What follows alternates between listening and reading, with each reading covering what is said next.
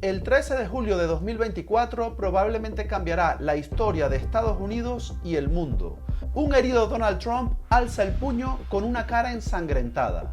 Acaba de ser víctima de un intento fallido de magnicidio, pero se dirige a sus electores para decirles que hay que luchar. Las primeras encuestas tras los atentados ya apuntan a que Trump crece en intención de voto.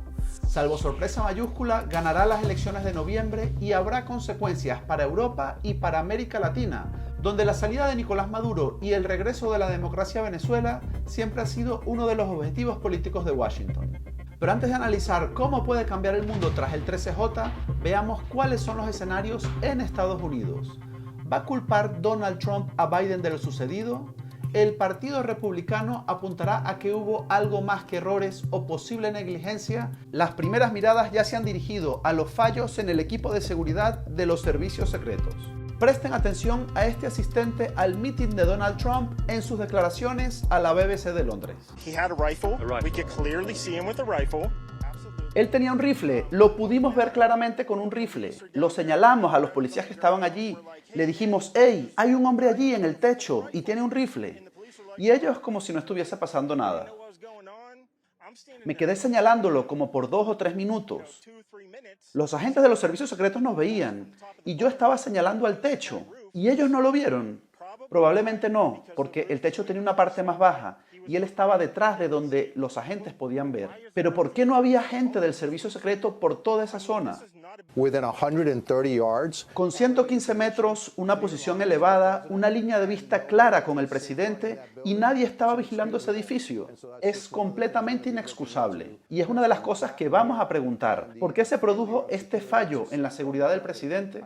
Al menos en las primeras horas, Donald Trump ha apostado por la prudencia. No ha atacado al Partido Demócrata ni ha insinuado por los momentos que haya responsabilidad política. Pero de lo que nadie duda es que Trump crecerá enormemente en las encuestas. Conversamos con Osvaldo Ramírez, consultor político internacional, que nos explica que es prácticamente imposible que Biden revierta las actuales tendencias. ¿Se decidieron las elecciones ayer o es muy exagerado decirlo? Mira, la elección ya estaba decidida. Hay una realidad, yo creo que desde hace unas 2 semanas, desde un debate histórico, 2, 3 semanas antes del debate, efectivamente había lugares en donde Biden podía tener unas oportunidades, pero post-debate Trump se disparó, se amplió de nuevo la brecha y justamente 2 grandes eventos. El primer gran evento es también histórico ver cómo a un presidente incumbente su partido, los donantes, los generales de un partido comienzan a decir, tú no estás apto para el cargo, tú debes dar un paso al costado. Y por el otro lado, cómo el mismo sistema responde desde lo jurídico, desde la Corte Suprema indicando, Donald Trump hay que desestimar cargos, la sentencia de Hush Money en Nueva York termina siendo postergada para septiembre, comienza también a rodar que va a haber una desestimación en los otros juicios y amplía la brecha hacia Donald Trump. Justamente un intento de asesinato, eso lo determinarán las autoridades respectivas en los Estados Unidos, porque en esto hay que ser bastante prudente de acuerdo a lo que ellos indiquen, termina generando una de las fotos más icónicas de la política. Aquí es una foto de esperen, le grita el servicio secreto, esperen, fight, fight, fight, peleen, peleen, peleen, esos símbolos que terminan de insuflar a una parte de la población, porque no es a todo el votante, creo que es la foto más poderosa para sus adeptos. Das por descartado prácticamente un vuelco electoral en el sentido de que Biden pueda ganar las elecciones de noviembre. Biden no va a recuperar simpatías, yo creo que eso es prácticamente imposible. Justamente esta semana, del 15 al 19 de julio, es la convención demócrata. Hay mucha presión para que él decline antes del día 19, día efectivo en el que puedes tratar de darle un vuelco a esta situación. No obstante, todavía quizás hay un compás de espera que por temas de capacidad mental incluso tengas que sacarlo de la presidencia. Y son temas que ya mucha gente comienza a hablar en esos pasillos del poder en Washington, en donde dice, bueno, si yo no lo logro por esta vía, todavía tengo la otra vía. Problema de la otra vía es que tendrías que ver cuál es el mecanismo que no existe de sustitución de un candidato o si efectivamente la vicepresidenta pasa a tener automáticamente la nominación. En las encuestas que hemos observado, la vicepresidenta no le gana a Donald Trump. Eh, Gavin Newsom, gobernador de California, no le gana a Donald Trump. Dos, tres Rising Star del Partido Demócrata no le están ganando a Donald Trump por ahora. La única medida en elección nacional, o sea, en la vista nacional, recordemos que para medir la particularidad de los Estados Unidos hay que ver 7, 8 battlegrounds, estados decisivos, y que además eso te permite a ti generar una posición de ver qué puede inclinar la balanza hacia un lado o hacia el otro. Y en este caso estamos hablando de Michelle Obama, quien hace algunos meses indicó no me interesa ser candidato. Estamos viendo un tema, yo creo que totalmente histórico, probablemente hasta la decadencia del Partido Demócrata en algunos temas si no logras levantarlo a tiempo y colocar en bandeja de plata y de oro ya, justamente con el evento que acaba de suceder en contra de Donald Trump, este acto de violencia política, prácticamente colocas en bandeja de oro la presidencia para Donald Trump. Y quizás vamos a ver unas 2, 3 semanas bastante turbulentas en relación con lo que va a ser la política norteamericana y el camino justamente hacia noviembre 2024. Estaba planteada la posibilidad en el Partido Demócrata de sustituir al candidato Biden a última hora. ¿Algún candidato emergente se va a atrever con todo en contra a disputarle la precandidatura a Biden y lanzarse una campaña que tiene todas las de perder?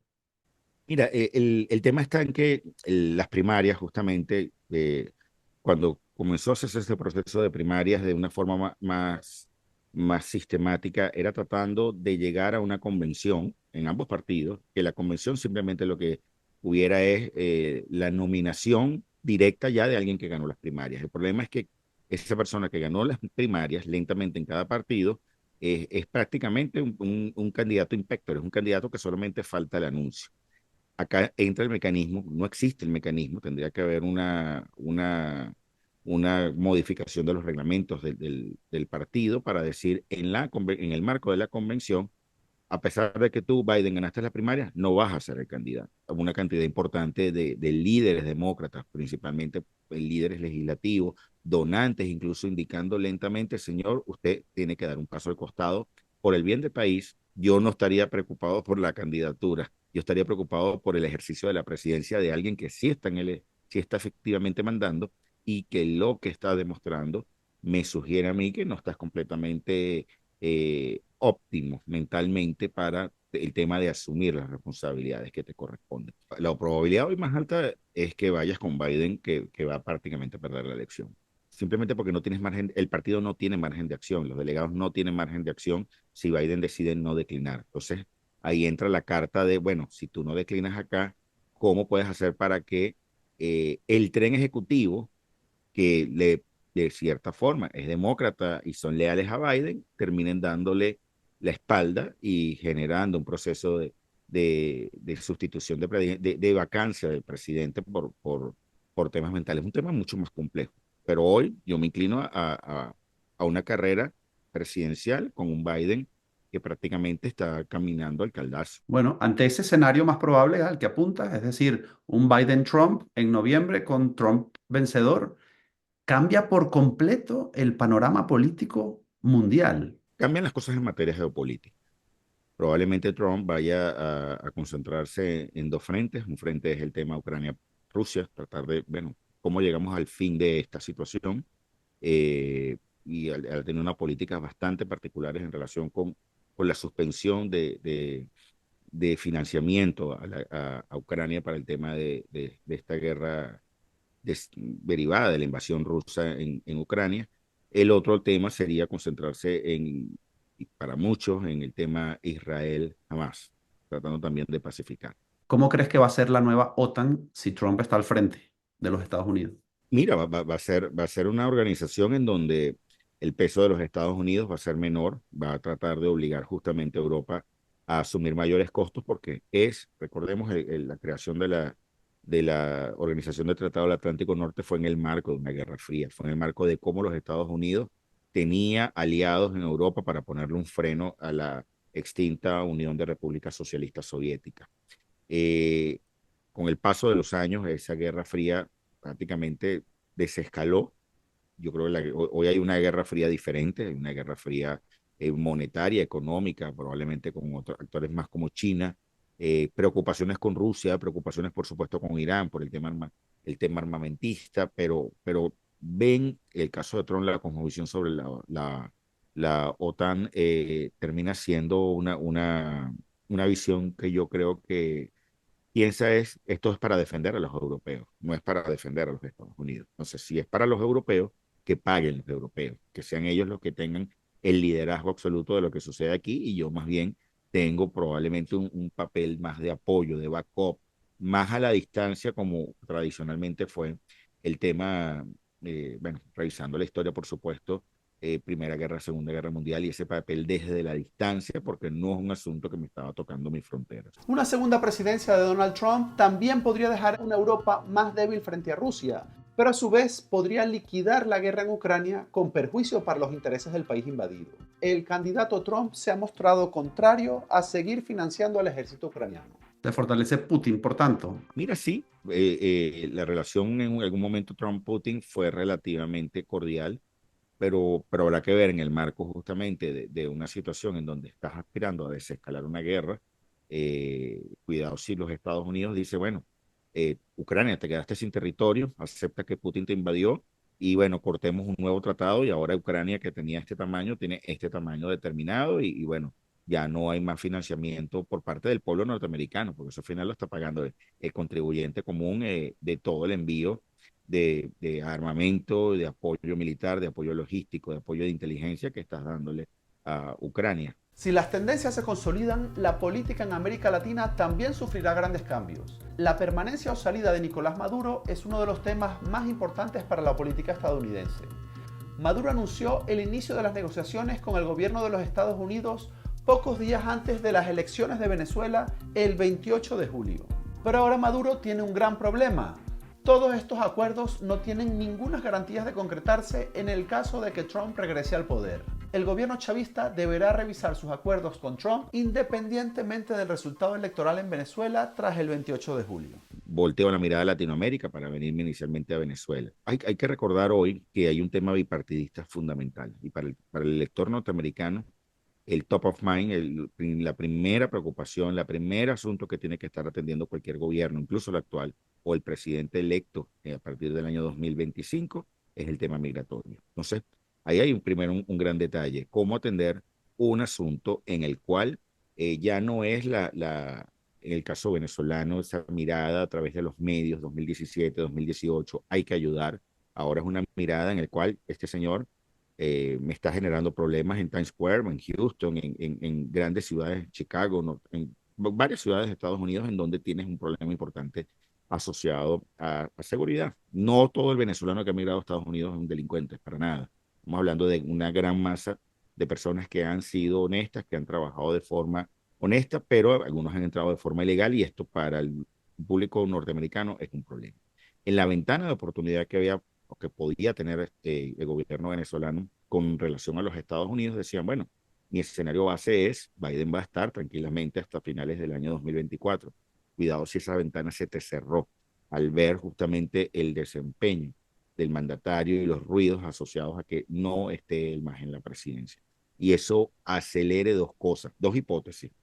Hipótesis A, bendíceme la elección, si yo la gano Maduro, respétamela, porque la oposición está participando. ¿Okay?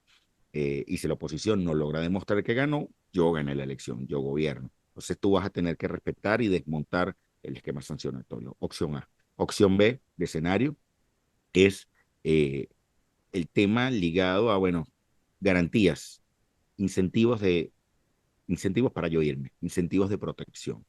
Son los dos temas que están ahí. El tercero que se ha estado hablando, pero es bastante complejo, está asociado a lo que supuestamente se acordó en Doha, en Qatar, en esas negociaciones directamente entre Miraflores y la Casa Blanca, supuestamente, está asociada al descongelamiento de fondos en Europa, ¿okay? A través del descongelamiento de fondos de algunas multilaterales y que simplemente se iban a enviar a Venezuela a cambio de que Venezuela y el gobierno venezolano otorgara condiciones electorales. Asunto que no sucedió. La realidad de la elección venezolana es una elección sin condiciones electorales. Entonces, probablemente esto es lo que esté pasando allí. No obstante, para la región, la relación de México-Estados Unidos es altamente compleja.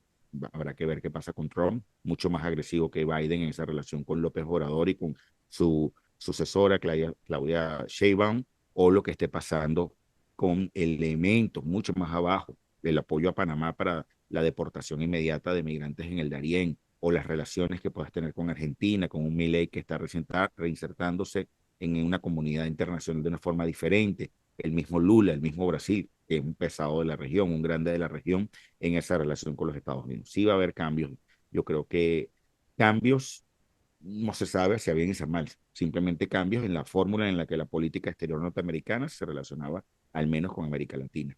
Bueno amigos, interesante reflexión la que nos ha dejado el consultor político Osvaldo Ramírez sobre cómo un nuevo gobierno de Donald Trump en Estados Unidos podría cambiar la política migratoria hacia nuestra comunidad venezolana en ese país.